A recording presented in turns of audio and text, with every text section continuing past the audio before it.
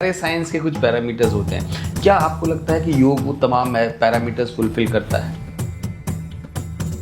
BP का होना ये कोई बीमारी नहीं है। आप बीपी चेक करिए उसका प्राणायाम से पहले, प्राणायाम कराइए उसको, 2 से 3 मिनट के अंदर बीपी देखेंगे उसका नॉर्मल हो जाएगा। जिनको थोड़ी सी प्रॉब्लम होती है मरीन इंसर्ट करा लेते हैं, विच इज रॉन्ग, क्योंकि मरीन का मतलब 3 साल के अंदर मेनोपॉज। हमें लगता है कि भाई हम ड्रैगन फ्रूट खाएंगे तो ज्यादा वो है, ऐसा नहीं होता है। नेचर ने आपको जहां पैदा किया है, लोकल नहीं उसकी दवाइयां हैं। यम, नियम, आसन, प्राणायाम, प्रत्याहार, धारणा, ध्यान, समाधि, ये टूल्स हैं इसके। हर आसन, हर प्राणायाम और हर मेडिटेशन हर किसी को नहीं सूट करता, क्योंकि हर किसी के ब्रेन की फ्रीक्वेंसी अलग है। अगर योग को अपना रहे तो प्लीज यूट्यूब वाला योग मत करिएगा।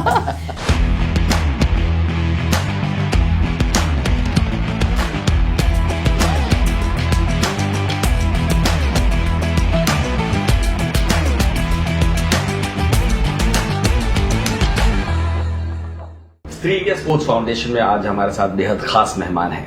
योग भारत की एक परंपरा रही है और कहते हैं कि योग एक वे ऑफ लाइफ है जिससे आप जीवन का हर पहलू सुधार सकते हैं। हमारे साथ बेहद खास मेहमान नेहा वशिष्ठ जी हैं, आपका बहुत बहुत स्वागत है।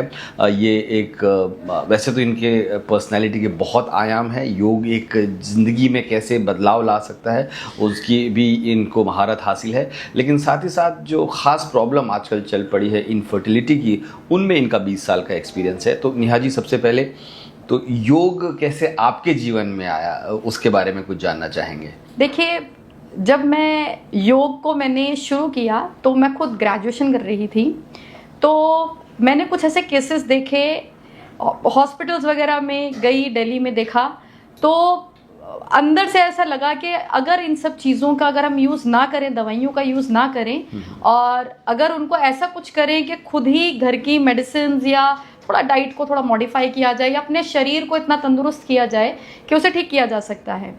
तो ऐसे ही बहुत सारे लाइफ में कुछ इंसिडेंट हुए जिनसे मेरे को थोड़ा, मैं बेसिकली साइंस साइड की स्टूडेंट हूँ, तो मेरा थोड़ा उस साइड पे हुआ। मैंने नेचुरोपैथी किया, तो मेरे फ्रेंड्स वगैरह बोले कि तू साइंस साइड की हो के कैसे नेचुरोपैथी में, बट था इंटरेस्ट। फैमिली ने भी थोड़ा सपोर्ट नहीं किया क्योंकि उस टाइम पे तो कोई करता नहीं था, बट धीरे धीरे फिर मास्टर्स करी, योग में आगे। फिर मैंने देखा कि जो मेरा कोर सब्जेक्ट था, मैं शुरू से ही गायनी की तरफ ज़्यादा फोकस थी, तो मैंने इसी को ही अपना सब्जेक्ट लिया, इसी में ही मैंने अपनी PhD करी और इसी पे काफ़ी बुक्स भी लिखी। और मुझे ऐसा लगता है कि अगर हम योग को अपनी ज़िंदगी में उतार लें, लाइफस्टाइल के अंदर ले आएँ, तो ऐसी कोई भी समस्या नहीं है स्त्री की जो दवाई के बगैर आप उसको आराम से ठीक कर सकते हो। ऐसी कोई समस्या नहीं जिसके लिए आपको दवाई लेनी है। हाँ, एक इफ एंड बट होता है, अगर वो पार्ट ही नहीं है बॉडी में जी, तो जाना पड़ेगा। कोई एक्सीडेंट हो गया तो आपको जाना पड़ेगा एलोपैथी के पास। बाकी कोई बीमारी है उससे अगर आप छुटकारा पाना चाहते तो गो विद द योग। जी, गो विद द योग एक मंत्र है। जैसे आपने कहा कि आप साइंस साइड के स्टूडेंट रही, लेकिन साइंस तो प्रूफ मांगता है। हाँ, कि साइंस की एक, क्योंकि जब मैं साइकोलॉजी में पढ़ता था तो why psychology is a science, तो साइंस में एक पैरामीटर्स होते हैं, वो मेजरेबल होता है, उसके एक जो रिजल्ट्स होते हैं वो माप सकते हैं आप। हाँ, तो ये सारे साइंस के कुछ पैरामीटर्स होते हैं। क्या आपको लगता है कि योग वो तमाम पैरामीटर्स फुलफिल करता है? यस, एक्चुअली अगर मैं बात करूँ मतलब कुछ टाइम पहले तो ऐसे कोई पैरामीटर्स नहीं हुए थे, लेकिन हाँ, अभी कुछ सालों से कहते हैं कि हमारी गवर्नमेंट ने ऐसा कुछ किया, पैरामीटर्स फाइनल कर दिए हैं। और हमारे एज सच कोई अलग से नहीं होता। फॉर एग्जांपल, अगर हमें किसी का ब्लड हार्मोनल प्रोफाइल देखनी है कि भाई ये हार्मोन में इम्बैलेंसिंग हो रहा है, तो जो क्राइटेरियाज होते हैं कि ये कम से कम है, ये ज़्यादा है, तो उसी को फॉलो हम भी करते हैं। बट हाँ, हम ये करते हैं कि हॉर्मोन्स को हम बढ़ाने के लिए ना तो कोई दवाई देते हैं, ना तो कोई एज सच कुछ स्टेरॉइड वगैरह ऐसा कुछ भी नहीं देते। हम सिर्फ ये करते हैं कि उसका जो एंडोक्राइन सिस्टम है, जो एक नॉर्मल बॉडी के अंदर हार्मोन्स प्रोड्यूस कर रहा है, बॉडी को एक सिचुएशन देनी होती है। हम सिर्फ एक सिचुएशन क्रिएट करते हैं, बॉडी अपने आप ही काम करती है। जी। वैसे मैं एक वीडियो बहुत पहले देख रहा था, अरुणाचल की एक लेडी हैं जो बहुत सालों से जंगलों में से जो वनस्पतियां निकलती हैं उन्हीं से वो सब कुछ इलाज करती हैं। उन्होंने आज तक कोई बाहर की एलोपैथी कोई दवाई नहीं खाई, बहुत सालों से, वैसे तो 30 सालों से काम कर रही हैं, लेकिन उन्होंने पद्मश्री से नवाजा गया अभी कुछ साल पहले। क्या आपको लगता है कि एक कंसेप्शन है कि आज एसिडिटी हो रही है, घप एक दवाई खा ली, आज सर दर्द हो रहा है, घप एक और दवाई खा ली, मतलब आज लोगों को इंस्टेंट सब चीज़ का वो चाहिए। क्या हमारे शरीर या योग में वो ताकत है कि इन चीज़ों से बिना दवाई लिए भी लड़ा जा सकता है? आपने बहुत अच्छा क्वेश्चन किया। यस, ताकत है, लेकिन पता है क्या होता है, हम जो अपने शरीर के साथ करते हैं हमारी बॉडी उसको नेचुरली बनाती है, ठीक है। और अगर हम कोई मेडिसिन खा रहे हैं सिंथेटिक बेस्ड जो लेबोरेटरी में रेडी हुई है, वो तो जाएगी, रिएक्शंस तो देगी ही जी। बस इतना सा फर्क है। अगर कोई किसी को अगर ऐसे रिजल्ट्स भी होते हैं, फॉर एग्जाम्पल अगर हम बीपी की बात लें, सपोज किसी को हाई बीपी है और बहुत ज्यादा हो रखा है और एकदम से फ्लक्चुएट है, तो हमारे एक बहुत अच्छा प्राणायाम है चंद्रवेदी प्राणायाम। ये मैंने मेरी रिसर्च के अंदर खुद करा है।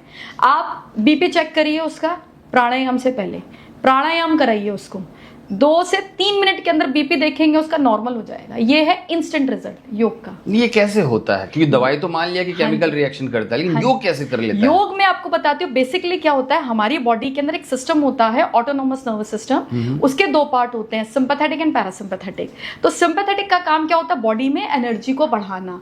और पैरासिम्पैथेटिक का क्या काम होता है? बढ़ी हुई एनर्जी को कम करना। और हमारे आज तक जितने भी हम कोई क्रियाएं करते हैं, घूमना फिरना, ये सब हमारा सिंपैथेटिक वर्कआउट है। जब ये एक कहते हैं ना कि लेवल से ऊपर जाता है तो स्ट्रेस में कन्वर्ट हो जाता है। और कई बार हम वर्कआउट भी ऐसे चुन लेते हैं स्ट्रेसफुल वाले, तभी कहते हैं ना कि आजकल यंग बच्चों को हार्ट अटैक्स क्यों पड़ रहे हैं? इसीलिए पड़ रहे हैं क्योंकि खाना भी वैसे ही खाया, वर्कआउट भी वैसे ही चुना, तो ब्रेन कब तक सहन करेगा। तो हम क्या करते हैं, योग में जो एनर्जी बढ़ी हुई है उसको स्लो डाउन करने का प्रोसेस करते हैं और फिर उसको बैलेंस करते हैं।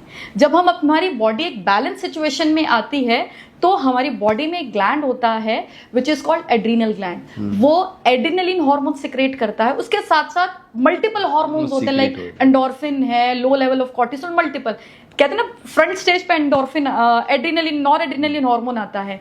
तो वो जब सिक्रेट करना शुरू करते तो अपने आप ही स्ट्रेस लेवल कम होगा, सिंपैथेटिक कम होगा, एनर्जी जाएगी, अपने आप ही ब्लड की जो रक्तचाप बढ़ गया है वो अपने आप ही ब्लड प्रेशर कम होने लग जाता है और बॉडी नॉर्मल हो जाती है। बट हाँ, इसमें क्या, ये तो हुआ इंस्टेंट। अगर उसको रेगुलर बेसिस पे करना है तो हमारे जैसे हम एक प्रोग्राम सेट करते हैं जिसमें सेट ऑफ आसनास होते हैं, सेट ऑफ प्राणायाम्स होते हैं, सेट ऑफ मेडिटेशन होते हैं, साथ के साथ डाइट का भी होता है। इसको बना के हम पर्सन टू पर्सन एक केस बनाते हैं जो वेरी कर जाता है। उसकी कैसे टेस्ट रिपोर्ट है और उसको डेडिकेटेडली वो रोज फॉलो करना पड़ता है। मैं अपनी लैंग्वेज में बोलूँ तो हमें उनका एक योगा का कैप्सूल बनाते हैं, तो वो 1 घंटे का कैप्सूल उसको रोज खाना होता है। अगर वो नियमित रूप से अपनी दवाई खाएगा तो उसको ये प्रॉब्लम जड़ से ठीक हो जाएगी। क्योंकि बीपी का होना ये कोई बीमारी नहीं है, ये सिर्फ है कि आपका हार्ट अपनी लिमिट से ज्यादा काम कर रहा है, यानी कि उसकी एनर्जी को कम करिए और अपने बीपी को नॉर्मल करिए। आपने एक बहुत सही मुद्दा टच किया कि यंगस्टर्स इस समय बहुत परेशान हो रहे हैं, और जबकि भारत में यंगस्टर्स की तादाद जो है इस समय सबसे ज़्यादा है। एक एनर्जी, एक अलग ही एनर्जी होती है यूथ में। लेकिन आपने हार्ट अटैक्स की बात की, आपने स्ट्रेस लेवल की बात की, आपने ब्लड प्रेशर की बात की। ये ऐसी चीज़ें हैं 30-40 साल पहले किसी ने सोचा भी नहीं था कि 25 साल 28 साल के बच्चों में ये आ सकती है, लेकिन वो अब आ रही है। पहले तो इसकी वजह क्या है?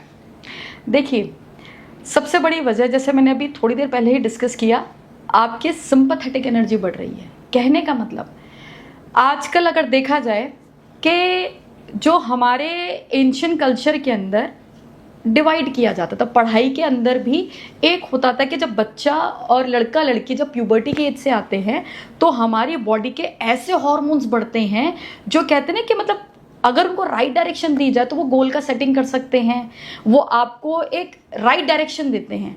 प्रॉब्लम वहीं से स्टार्ट होती है। वहाँ पे बच्चों के साथ क्या है, एक तो मीडिया इतना खुला हुआ है, हर चीज़ हैंडी हो गई है। आपको अगर कुछ लिखना है तो सीधे go with the chat GPT, उससे निकला। आपने अपने ब्रेन की एफिशिएंसी कम कर दी है। खाने के लिए देखा जाए, ऐसे खाना जो पहले सीजन्स में आता था अब वो 12 महीने अवेलेबल है। हाइब्रिड आ गया। अब जो हाइब्रिड का मतलब क्या है, लेबोरेटरी के अंदर 2 ब्रीड्स को मिला के नया प्रोडक्ट बनाया जा रहा है। तो वहाँ से हार्मोनल इम्बैलेंस आएंगी। अब एक चीज़ मैं बताऊँ कि मैं एक रिसर्च पढ़ रही थी, यूरोपियन स्टडी की थी। जैसे आजकल लड़कियां तो फैशन में थी, बॉयज़ भी आ गए हैं। तो अब प्रॉब्लम क्या था कि आजकल सिर्फ सपोज किसी को पिंपल निकला, अब वो चाहते हैं कि जब मेरी शाम को पार्टी ऐसा कुछ करूं शाम तक पिंपल निकल जाए। और मार्केट में ऐसी मेडिसिन अवेलेबल है, मतलब क्रीम्स एंड ऑल। वैसे मैं तो कुछ यूज़ नहीं करती, तो वो क्रीम लगाओ आप, शाम तक आपका या 10-15 मिनट में पिंपल गायब हो जाता है। इसकी स्टडी हुई यूरोपियन स्टडी के अंदर, उसमें बताया गया 2 कैटेगरीज रखी गई कि भाई बच्चों में स्ट्रेस लेवल, लड़कियों में स्पेशली क्यों बढ़ा। मैं पहले लड़कियों की बात करती हूँ, लड़कियों में स्ट्रेस लेवल क्यों बढ़ा। तो 2 कैटेगरीज में उन्होंने देखा। तो एक का रखा कि एक कैटेगरी है जो ना कोई ब्यूटी प्रोडक्ट्स यूज करती है, नॉर्मल घर का खाना एंड ये सब ले रही है। एक भी दूसरी कैटेगरी खाना वाना ले रही है बट वो ब्यूटी प्रोडक्ट्स यूज करती है। तो फिर देखा, जब रिसर्च 3 महीने बाद कंप्लीट हुई, तब देखा इनका तो फर्स्ट कैटेगरी में कोई प्रॉब्लम, बट सेकंड कैटेगरी का हार्मोनल इंबैलेंस हुआ, यानी कि फीमेल का ईस्ट्रोजन एंड प्रोजेस्टेरोन बढ़ा हुआ निकला। तब उन प्रोडक्ट्स पर रिसर्च की गई, तब पता लगा कि ऐसे प्रोडक्ट्स जो इंस्टेंट रिजल्ट लेकर आते हैं उनमें स्टेरॉइड्स हार्मोन्स डाले होते हैं। मेल वाले में टेस्टोस्टेरोइन होता है, फीमेल में ईस्ट्रोजन एंड प्रोजेस्टेरोन होता है। इसके साथ और भी हार्मोन्स होते हैं, वो सब मिक्स होते हैं। और जैसे आप स्किन में लगाते हो तो वो एकदम बॉडी का डीजनरेशन, सेल का डीजनरेशन रोक देते हैं।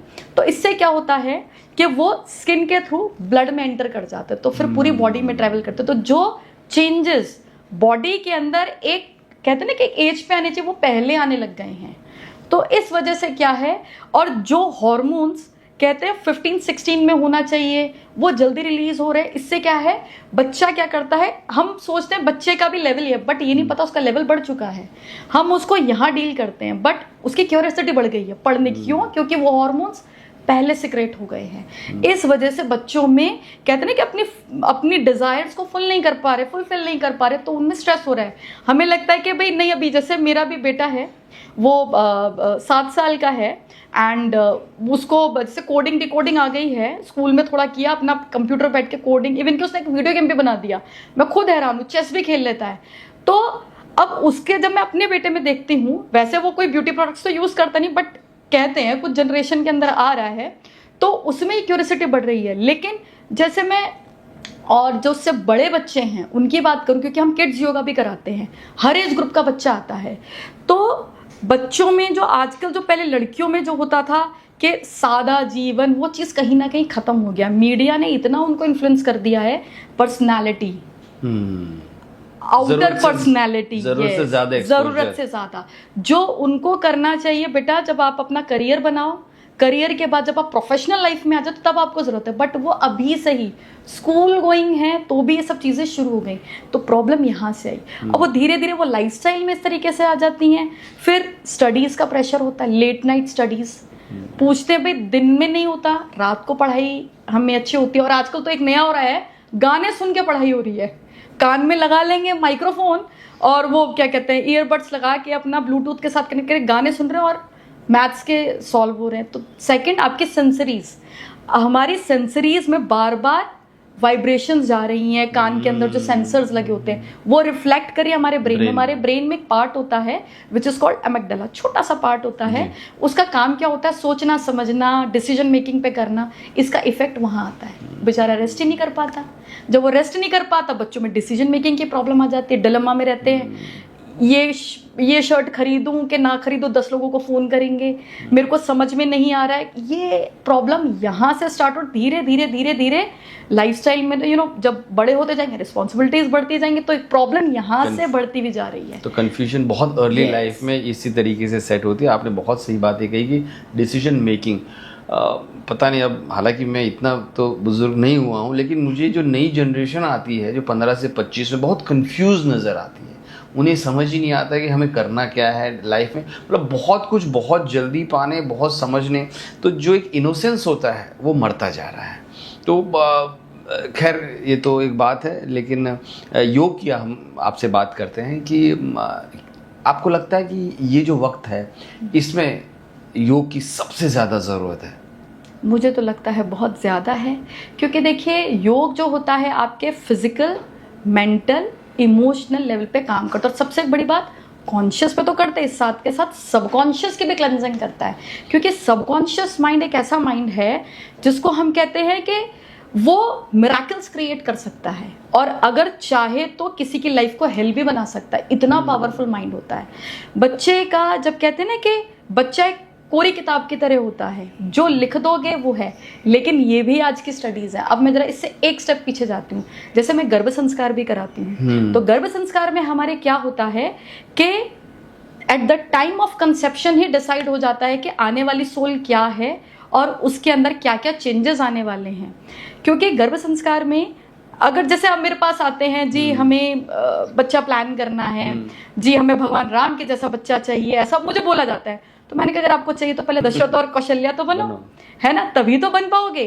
कहने का मतलब आप खुद तो ड्रिंक्स कर रहे हो, सब कुछ आप कर रहे हो, बट आप कैसे एक्सपेक्ट कर सकते हो कि आपका बच्चा ऐसा हो। पहले खुद की क्लेंजिंग करना, यानी कि जब हम बेबी प्लान कराते हैं तो सबसे पहले 1 साल की क्लेंजिंग होती है, physical, mental, emotional and spiritual as well. Spiritual होती है सबकॉन्शियस माइंड की। हमारे योग में बोला गया है कि आप खाना पीना तो ठीक रखो, लेकिन साथ के साथ सोचो भी पॉजिटिव। अगर आपने सोचा कि भाई वो बहुत गंदा है, उसने ये किया, तो आपने वैचारिक हिंसा करी वो। और आज की साइंस उसे प्रूफ करती है कि अगर आपने कोई थॉट अपने दिमाग में एक बार लिया तो वो 72 आवर्स तक आपकी बॉडी में ट्रैवल करेगा। यानी दिमाग में जाएगा नेगेटिव, पेट में जाएगा नेगेटिव, हर जगह नेगेटिव। तो आपका जो बॉडी पार्ट वीक है, सेंसिटिव है, वही प्रॉब्लम क्रिएट करेगा। 90% लोगों का पेट होता है।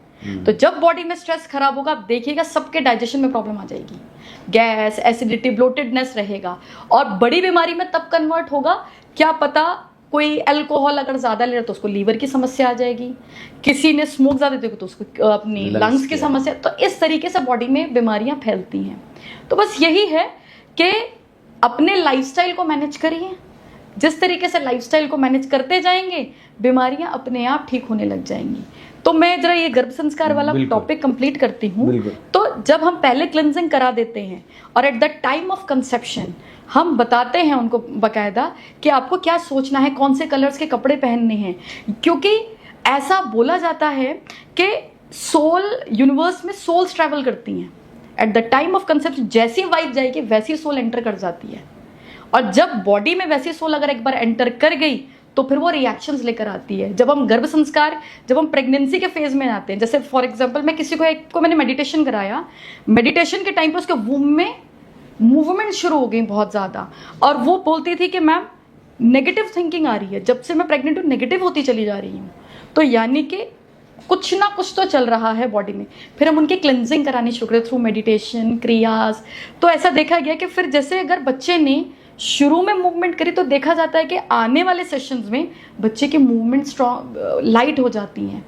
वो हाइपर, आज के लैंग्वेज में बोला जाए हाइपर एक्टिव है, बट यही हाइपर एक्टिव आगे जाके बहुत प्रॉब्लम क्रिएट करता है। तो जब एक बार बेबी जब डिलीवर हुआ, डिलीवरी के बाद 1 से लेकर मतलब 0 से लेकर 10 साल तक की एज होती है जब हम बच्चे के अंदर, क्या वो कहते हैं पेरेंटिंग, बट हमारे में पेरेंटिंग डिफरेंट होती है। हमारे में पेरेंटिंग ये है कि ठीक है खाना पीना, लेकिन साथ के साथ सबकॉन्शियस क्लेंजिंग। कहने का मतलब जब बच्चा वूम से बाहर आता है तो हम उसको एक ऐसा एनवायरनमेंट क्रिएट कराते हैं कि ताकि उसके अंदर मॉरल वैल्यूज आ सकें। क्योंकि आजकल बच्चों में सबसे बड़ी प्रॉब्लम है कि बहुत सक्सेसफुल है, बहुत पैसा उनके, बट मॉरल वैल्यूज कहीं ना कहीं खत्म हो रही है। पेरेंट्स अपने अकेले हैं, बच्चे बाहर निकले पड़े हैं। मेरे पास तो कुछ ऐसे भी केसेस आए थे कि 3 दिन तक मम्मी की डेथ हो गई, पता ही नहीं चला। 3 दिन के बाद लोगों को स्मेल आई तब पता लगा। न जाने किस होड़ में इंसान इस समय चल पड़ा है। तो ये मॉरल वैल्यूज खत्म हो रही। तो हम बच्चे का संस्कार, हम गर्भ संस्कार के अंदर ही ये सारे संस्कार डालते हैं। आपने गर्भ और संस्कार की बात की, तो संस्कार तो हम छोड़ देते हैं यहाँ पे। अगर हम गर्भ की बात करें, फीमेल में एक बहुत ज़्यादा प्रॉब्लम आ रही है, और क्योंकि आप उसके एक्सपर्ट हैं, आपने बहुत साल उसमें रिसर्च किया है इनफर्टिलिटी को लेकर। हाँ, और जो कंसीव करने में जो प्रॉब्लम आ रही है, जो हार्मोन्स में गर्ल्स के चेंजेस आ रहे हैं, बहुत इम्बैलेंस हो रहा है। ऐसा नहीं कि शायद कि बॉयज़ में ना आ रहा हो, लेकिन गर्ल्स पे इसका इम्पैक्ट ज़्यादा हो रहा है, because they have a responsibility of bringing a new life into this world. तो ये इसकी वजह क्या है? देखिए, सबसे पहले बताऊँ, गर्ल्स बहुत ज़्यादा इमोशनल होती हैं। और एक प्लस पॉइंट है गर्ल्स के साथ, स्पेशली भगवान ने दिया, उनको हार्ट अटैक जल्दी नहीं पड़ते। अब उनकी वजह से पड़ जाए तो पता नहीं। वो बात अलग है, लेकिन उनको नहीं पड़ेगा, क्योंकि क्या होता है गर्ल्स रो पड़ती हैं। रोने से क्या होता है, हमारी बॉडी में कुछ हैप्पी हार्मोन सिक्रेट कर जाते हैं। जब वो हार्मोन सिक्रेट कर जाते हैं तो प्रेशर अपने आप ही कम हो जाता है। अच्छा, रोने से हैप्पी हार्मोन? ये भी रिसर्च है। तो इसीलिए आप देखिएगा, जरा चेक करिएगा, सबसे ज्यादा किसको हार्ट अटैक पड़ते हैं? मेन को। क्योंकि वो रोते नहीं है। नहीं, कुछ तो फिर रोने ही लगते हैं, जब क्या करें।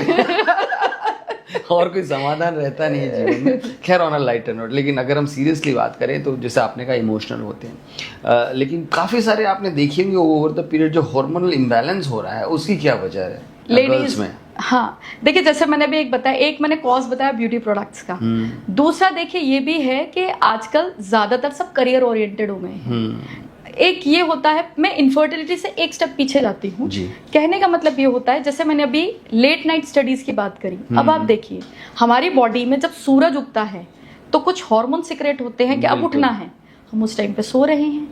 फिर कहते हैं 9 बजे तक ब्रेकफास्ट हो जाना चाहिए, क्योंकि ब्रेन की डाइट है, वो पेट की नहीं ब्रेन की डाइट होती है। ब्रेन को हम डाइट नहीं देते, यहाँ पे नेक्स्ट इम्बैलेंसिंग हुआ, ठीक है। और जब लंच करना होता है तब ब्रेकफास्ट होता है, तो इससे क्या होता है, ब्रेन की एफिशिएंसी यहाँ से स्लो हो गई है। सोने का टाइम है 10 बजे के बाद, बॉडी रिलैक्सेशन के मूड, मतलब 9:30 से लेकर 10 का पीरियड ऐसा होता है कि आपको सो जाना होता है, लेकिन लोग तो घर पहुंच रहे होते हैं 12-12, 1-1 बजे तक सो रहे हैं। यहाँ से प्रॉब्लम शुरू हो रही है। लड़कियों में जल्दी इसीलिए ये चीज़ें रिफ्लेक्ट कर जाती है, वैसे मेल में भी होती हैं, बट ये कि मेल एक्सप्रेस नहीं करते, लड़कियां एक्सप्रेसिव होती हैं, कर जाती हैं, दोनों में इक्वल होता है। तो इस तरीके से होता है कि वो बोल देती हैं, उनकी बॉडी जल्दी रिएक्ट करती है। तो वो चीज़ें अगर लाइफस्टाइल को बैलेंस किया जाए, अगर हम अपने लाइफस्टाइल को टाइम पे सोएं, टाइम पे खाएं, टाइम पे उठें, तो बैलेंस। अब मेरे पास दूसरा क्वेश्चन भी इसमें आता है जी हम तो भाई नाइट शिफ्ट करते हैं, बिल्कुल, मैं अब क्या करें? तो भाई ऐसे लोगों के लिए मैं तो सजेशन दूंगी कि भाई आप ऐसा करो, योग जरूर करो। हमारे योग में एक बड़ा अच्छा प्रोसेस होता है, उसको हम कहते हैं योग निद्रा। योग निद्रा को साइकिक स्लीप बोला गया है। ये उसमें ये होता है कि जैसे जब कोई साउंड, जैसे नॉर्मल बॉडी जब सोती है तो सोने के लिए 8 घंटे की नींद चाहिए होती है, तो 8 घंटे के अंदर भी हमारा ब्रेन नहीं सोता है, वो रात को डबल ट्रिपल स्पीड से काम करता है। अच्छा। उसका काम बढ़ जाता है, डाइजेशन वो स्लो कर देगा, लेकिन दूसरा काम बढ़ता है, दिमाग की थॉट प्रोसेस। ये वाले थॉट यहाँ जाएंगे, ये वाले थॉट यहाँ जाएंगे, ये वाले थॉट यहाँ जाएंगे, अच्छा इस ऑर्गन में प्रॉब्लम, मतलब वो इन सब चीज़ों में लग जाता है, ठीक है। तो डाइजेशन इसलिए स्लो कर देता है वो, इसलिए क्योंकि उसको पता अगर ये बंद भी हो जाएगा तो इंसान मरेगा नहीं। तो अब ब्रेन कब रिलैक्स करता है, हमारे एक नॉर्मल बॉडी में मुश्किल से 1 से 2 सेकंड के लिए अंदर एक ऐसा फेज आता है जब ब्रेन में कुछ पॉजिटिव वेव्स आती हैं, वो बस वहीं रिलैक्स होता है, और बाकी आगे पीछे सोना उसके लिए नॉर्मल सी बात है, ठीक है। अब हम योग निद्रा में आते हैं। योग निद्रा में क्या किया जाता है, हम साइकिक मतलब कॉन्शियस माइंड से हम शुरू करते हैं, उसको सीधे जंप लगा के सबकॉन्शियस माइंड में लेकर जाते हैं। तो जब इसकी प्रैक्टिस करी जाती है, जो वो फेज है जो नेचुरली किसी बॉडी में आता है, वो फेज हम दिन में बार बार क्रिएट करते हैं। यानी कि जो प्रॉपर योग कर रहा है अच्छे से, ऑनेस्टी के साथ, तो उसके अंदर जो फेज एक नॉर्मल बॉडी में 1 से 2 सेकंड के लिए, उसकी बॉडी में तो वो बार बार आ रहा है, बार बार आ रहा है, कई बार देखिए 5 मिनट तक आ जाता है। तो वो पर्सनैलिटी अपने आप ही नॉर्मल हो जाती है। कहने का मतलब अगर ये फेज ब्रेन की डाइट उसको मिल जाए, वो रिलैक्सेशन के मूड में चले, तो उसकी डिसीजन मेकिंग यानी कि उसका एमिगडाला अच्छे से काम करेगा, डिसीजन मेकिंग स्ट्रांग हो जाएगी। हमारी बॉडी में एक एक्सेस होता है हाइपोथैलेमिक पिट्यूटरी एड्रीनल एक्सेस, यानी कि ब्रेन, अभी मेरे पैर में चोट लगी, मेरे ब्रेन को नैनो सेकंड में पता लग जाता है कि भाई चोट लगी है, पैर पीछे कर लो, वो उसका सोल्यूशन भी भेज देता है। तो इस पे जो काम कर रहा है वो है हाइपोथैलेमिक पिट्यूटरी एड्रीनल एक्सेस, तो इस पे वो काम करना शुरू कर देता है, मैकेनिज्म स्ट्रॉन्ग करता है। और अगर मैं इनफर्टिलिटी की बात करूं, मेल और फीमेल का एक एक्सेस होता है हाइपोथैलेमिक पिट्यूटरी गोनैडियल एक्सेस, यानी कि फीमेल में ओवेरियन एक्सेस आ जाता है, मेल के अंदर गोनैडियल आ जाता है। तो कहते हैं जब स्ट्रेस ज़्यादा बढ़ता है मेल और फीमेल में, एक सर्टेन पॉइंट के बाद उनका रिप्रोडक्टिव सिस्टम हिट हो जाता है। फीमेल का कभी भी स्ट्रेस आएगा, फीमेल की साइकिल उसी मंथ डिस्टर्ब हो जाएगी, उसको उसी वक्त रिएक्शन आ जाएगा। मेल के बाल उड़ने लग जाएंगे, अगर उसके बाल उड़ रहे हैं इट मीन्स के खतरे की घंटी बज चुकी है, गेट खोलोगे प्रॉब्लम एंटर कर जाएगी। ये बॉडी कुछ सिम्टम्स देती है, यानी कि उसका hypothalamic, pituitary, gonadal and adrenal axis में प्रॉब्लम आ रखी है। तो और योग इतना पावरफुल टूल है, वो जब अपना प्रैक्टिस जब हम कराते हैं इसके अंदर बेसिकली पैरासिम्पैथेटिक वर्कआउट जब हम उनको कराते हैं तो वो एकदम से 2 से मतलब देखिए 9 का रेशो चलता है, 9 सेकंड में ही रिजल्ट्स आने शुरू हो जाते हैं। 9 सेकंड, 9 मिनट, 9 घंटे, 9 दिन, 9 महीना, पूरा रिजल्ट। आपकी बातें वाकई में अगर कोई सुन रहा है तो उसे लगभग इंस्टेंट सॉल्यूशन जिसके आज की यूथ को है वो भी योग में मौजूद है। लेकिन हम उसी इनफर्टिलिटी के मुद्दे को बना ले जाते हैं। बहुत सारे लोग कहते हैं यार वी डोंट वांट किड्स, जो कि पहले ज़माने में ये सोचने की एक फीमेल के अंदर थॉट कैसे आ सकता है कि I don't want a kid. तो ये क्या एक सोसाइटी, एक होती है लर्निंग, एक नेचुरल होती है, कंडीशन लर्निंग होती है। तो क्या ये कंडीशन लर्निंग है, इट इज़ वेरी अननेचुरल या फिर it is very natural? As such हमारे कल्चर में तो ऐसा था नहीं, ठीक है। बट हाँ, कहते ना कि जब आप एक लेवल अचीव करते हो, सक्सेस है, क्योंकि बच्चा पैदा करना एक रिस्पॉन्सिबिलिटी है। लड़कियां इसलिए करती हैं क्योंकि वो कहते हैं ना हम अपने करियर के पीक पे हैं, हम नहीं छोड़ना चाहते, मतलब ज़्यादा मोर इनटू करियर ओरिएंटेड हो जाना। लेकिन एक ये होता है बच्चा पैदा करने का मतलब ये नहीं है कि कोई रिस्पॉन्सिबिलिटी, बट ये होता है क्योंकि जब आप 50s में जाओगे, मतलब 40s के बाद लाइफ में वो कहते हैं फ्रेंड वाली फीलिंग तो खत्म हो जाती है, फिर आती है एक केयरिंग की फीलिंग आती है। क्योंकि जब बॉडी डिजनरेशन के फेज में आती है तब उसे चाहिए होता है कोई केयर करने के लिए। नॉर्मली हाँ ठीक है, बोलते हैं भाई हमारा वंश चल रहा है, ये बात अलग है, बट नॉर्मली बच्चा जब बड़ा होता है तो बड़ा होकर अपने माँ बाप की केयर करता है, और वो एक ऐसा केयर होती है जिसमें उसको कोई कहते ना कोई उसको वो कोई रीजन नहीं है। अगर आप कोई नौकर रखोगे उसको सैलरी देनी, यू नेवर नोज आप लेटो कब को गला काट के चला जाए, बच्चा तो नहीं करेगा ना ऐसा। आजकल तो कर रहे हैं पर ठीक हो गया हाँ वो एक्सेप्शनल केसेस है। बट ये है कि इस पॉइंट ऑफ व्यू से भी अगर देखा जाए, कब तक आप इंजॉय कर सकते हो लाइफ को, इंजॉय करने का भी एक लिमिट होती है। And what is the right age, मतलब कहाँ से बॉडी उतनी जैसे हम राइप नहीं रहती है टू बिकम अ मदर, मतलब एक एज होती होगी यार ये फेज जो है वो सबसे बेस्ट है, उसके बाद जो है वो ढलान शुरू हो जाती है। वो कौन सी एज है? देखिए अगर बोला जाए अर्ली 20s में 100% रेट होती है कंसेप्शन की, ठीक है, और 30s के बाद 50% अपने आप ही डाउन हो जाती है, और फिर उसके बाद डीजनरेशन शुरू हो जाता है। ये हमारी स्टडी कहते हैं एक नॉर्मल बॉडी के अंदर। अब अगर मैं आपको बताऊं, देखिए बॉडी के अंदर जो डीजनरेशन हो रहा है, एक तो नेचर ने करना है, वो तो होके ही रहेगा, लेकिन जो चीज बच रही है, जैसे अगर योग की प्रैक्टिस आती रहे तो वो ऐसे हार्मोन सिक्रेट करेगा जो नेचुरली हो रहा है वो तो जो होगा ही, लेकिन उसके बाद का जो अननेचुरल तरीके से डीजनरेशन होता है वो रुक जाता है। वो क्योंकि अगर देखा जाए जैसे अर्ली मेनोपॉजेस की स्टेजेस आ जाती हैं। अर्ली डिजनरेशन क्यों होता है? फीमेल में ईस्ट्रोजन प्रोजेस्टेरोन का सीजेशन हो रहा होता है, मेल में टेस्टोस्टेरोन का हो रहा होता है। तो अगर इनको बैलेंस कर लिया जाए अपने कहते हैं ना, क्योंकि देखिए साइंस ने भी प्रूफ किया है, अगर कोई हार्मोन सिक्रेट कब करता है, अच्छा वाला हार्मोन, जब आपकी ब्रेथ लंबी होती है। एक कहावत भी ना, कछुए की लाइफ 100 साल होती है, धीरे धीरे चलता है, सांस धीरे धीरे, क्योंकि उसका वो 2 मिनट में सांस लेता है, 3 से 4 मिनट में सांस छोड़ता है, इतना स्लो लेता है एक कछुआ। और खरगोश की बहुत जल्दी, इसलिए खरगोश की लाइफ छोटी होती है।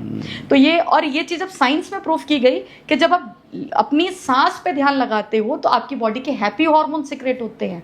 और जब आप ऐसा कोई वर्कआउट करें जिसमें आप दांत मिला कर रहे हो, नाक से सांस नहीं ले रहे हो, मुंह से सांस ले रहे हो और फोर्स लगा रहे हो, तो वो आपकी बॉडी, माइंड और स्पेशली हार्ट पे एक्स्ट्रा एफर्ट डालती है, जो बॉडी में डीजनरेशन लेकर आती है। आपको लगता है हाँ मैं बहुत फिट हूँ, मुझे रिजल्ट है, बट जैसे ही फिजिकली तो लगेगा, बट जहाँ बात आएगी ना इमोशनल लेवल पे, अगर आप यंग हैं तो चलेगा, जैसे 30s क्रॉस करेंगे आपके फिजिकल लेवल पे भी प्रॉब्लम्स आनी शुरू हो जाएंगी। इसीलिए आजकल के अंदर सेलिब्रिटीज का देखिए 35-36 की एज में भी फिट थे, लेकिन क्या हो गया यू नेवर नो। तो यही है सिंपैथेटिक जी। और आप एक और टॉपिक आपने इन बातों में टच किया कि जो मेनोपॉज है उसकी अब जो पहले जो जिस समय में जिस फेज में होते थे, अब वो धीरे धीरे बहुत अर्ली होते जा रहे हैं, उसकी क्या वजह है? वही डीजनरेशन है। डीजनरेशन। अब देखिए ना, अगर मैं थोड़ा सा मेडिकली बात करूंगी, बेसिकली क्या होता है, डिलीवरी के बाद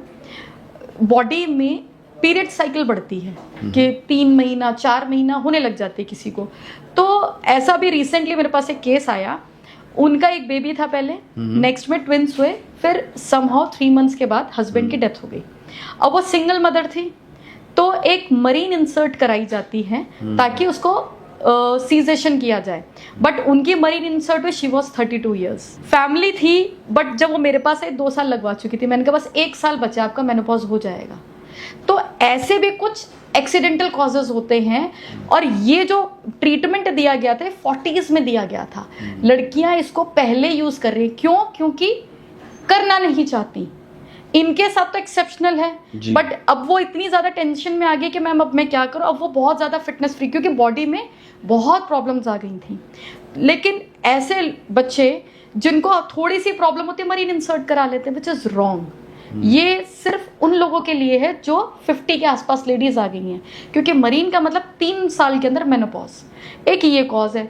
दूसरा ये भी है कि लोग जैसे कहते हैं ना कि अपने लाइफस्टाइल खराब कर लिया है, क्योंकि अगर लाइफस्टाइल ठीक हो, और देखिए आप, हम कहते हैं जी हम ऑर्गेनिक सब्जियां खा रहे हैं, आपको पता है खेत में जाके उसमें क्या डल रहा है ना? हाइब्रिड सब्जियां आ गई हैं। तो हमें लगता है कि भाई हम ड्रैगन फ्रूट खाएंगे तो ज्यादा हुआ है, ऐसा नहीं होता है।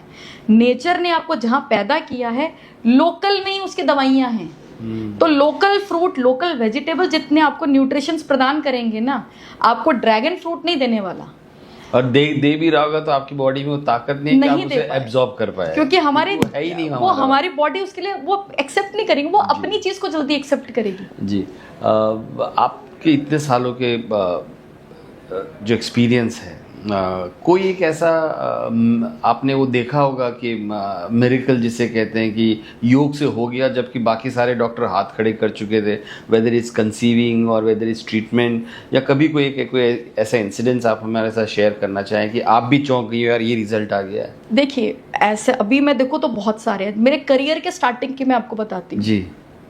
तो मतलब वो मेरे लिए पहला था, तो जो मुझे अभी तक याद है, एक स्टूडेंट थी, शी वॉज 39। वो उनके साथ क्या था कि इन लॉज के साथ नहीं, वही बच्चे नहीं हुए तो ऊपर नीचे रह रहे हैं, डाइवोर्स एंड ये सब सीन, बट हस्बैंड बड़े सपोर्टिव थे उनके।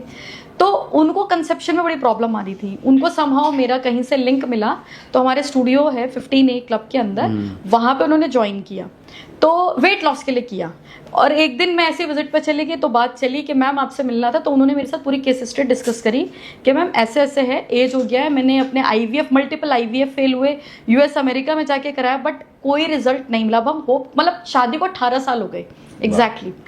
तो मैंने उन्हें बोला कि देखो भाई, मैं भगवान नहीं हूँ, मैं सिर्फ जो मेरे को पता है मैं अपना पूरा 100% लगाऊंगी।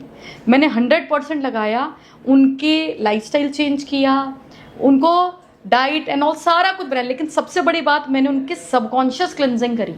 अच्छा। सबकॉन्शियस क्लिनजिंग की कुछ स्पेशल क्रियाएं, जैसे फॉर एग्जांपल ये होता है ना, जैसे हम स्कूल में बच्चा पढ़ाने भेजते हैं, बच्चे की अगर किसी में मार्क्स कम है तो उसको कोचिंग में भेजते हैं, ऐसे योग में होता है। एक आप पूरी बॉडी का वर्कआउट करें, लेकिन आपके अंदर ये प्रॉब्लम है, तो एक हम उसका कैप्सूल रेडी करते हैं कि आपको ये प्रैक्टिस करनी है।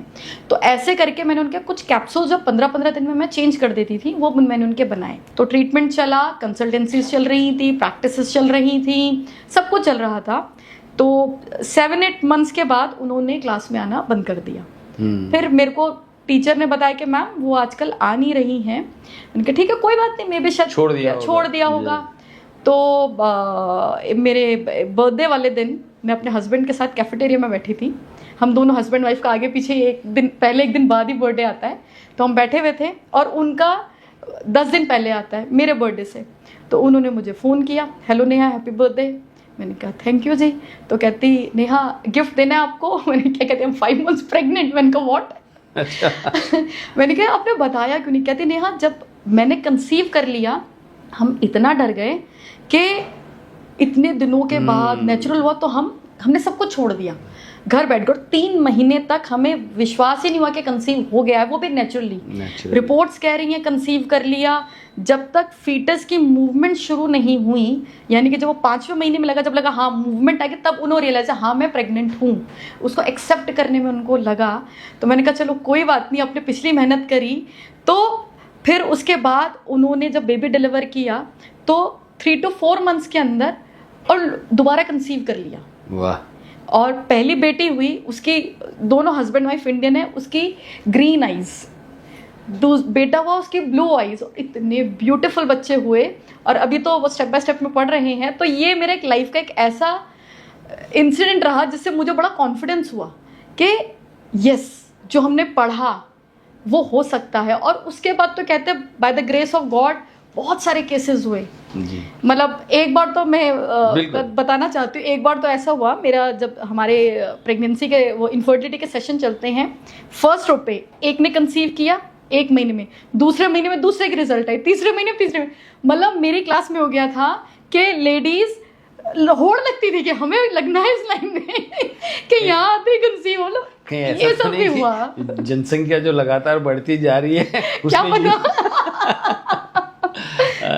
आखिर में, इस पॉडकास्ट के आखिर में एक मैसेज जो खासकर यूथ को, क्योंकि यूथ ही हमारा फ्यूचर है, हाँ उसको आप देना चाहते हैं कि आप क्या कीजिए कि आप जो है हेल्दी जीवन जिए। हाँ जी, देखिए मैं यूथ से सिर्फ इतना कहूँगी, करियर इम्पॉर्टेंट है क्योंकि लाइफ में बनना बहुत ज़रूरी है, लेकिन उसके साथ साथ मॉरल वैल्यूज़ बहुत इंपॉर्टेंट है। कहीं ऐसा ना हो कि लाइफ के आप टॉप पे पहुंच जाओ और आप नीचे देखो तो अकेले हो, वो ना हो।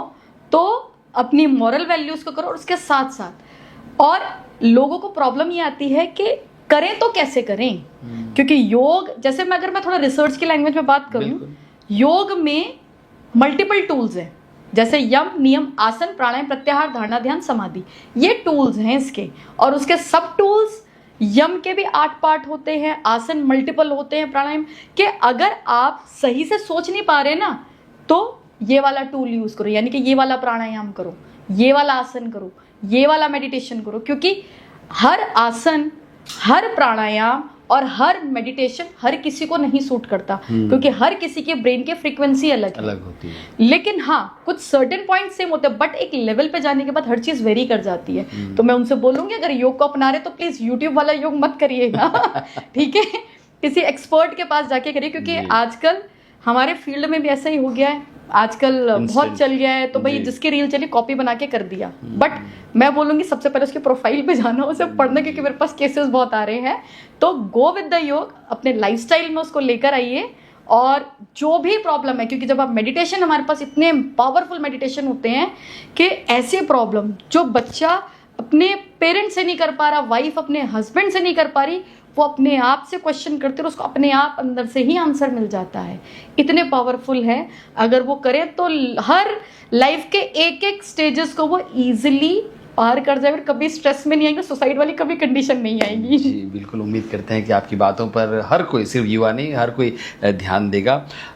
उम्मीद करते हैं कि जो स्त्री इंडिया स्पोर्ट्स फाउंडेशन जो हमारी है, और जो भी ये पॉडकास्ट आपका देख रहा है, उसने बहुत बहुत कुछ इससे सीखा होगा, क्योंकि मैंने खुद बहुत कुछ सीखा है आपसे। अभी हम बात कर रहे थे, तब कुछ देर पहले जब पॉडकास्ट शुरू हुआ उससे पहले जो चर्चा कर रहे थे, तो आप बहुत बहुत शुक्रिया इन तमाम बातों को हमसे और हमारे जो दर्शक हैं उनके साथ शेयर करने के लिए। Thank you very much. Thank you so much.